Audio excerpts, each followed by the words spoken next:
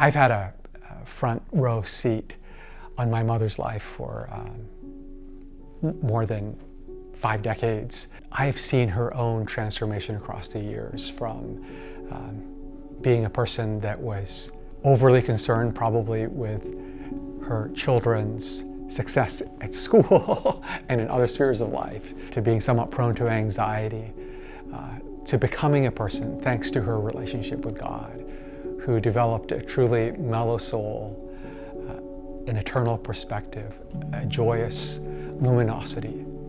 When she was dying of cancer, she suffered a great deal. She never smoked, but she had lung cancer.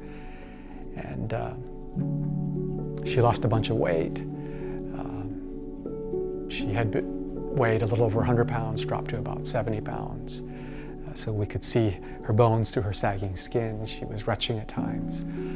But at the same time, she was becoming an even more joyfully luminous person. There was a radiance about her that the nurses and the physicians noticed. And she also became much more frank, less inclined to put on masks, as at least many Japanese people do, less polite in a good way, and just really straightforward. And so even though she was suffering and going through difficulty, there was also a joy that was bubbling up. Elizabeth Kubler-Ross, the well-known psychiatrist and author, pointed out that the most beautiful people in the world don't just happen. The most beautiful people have experienced loss.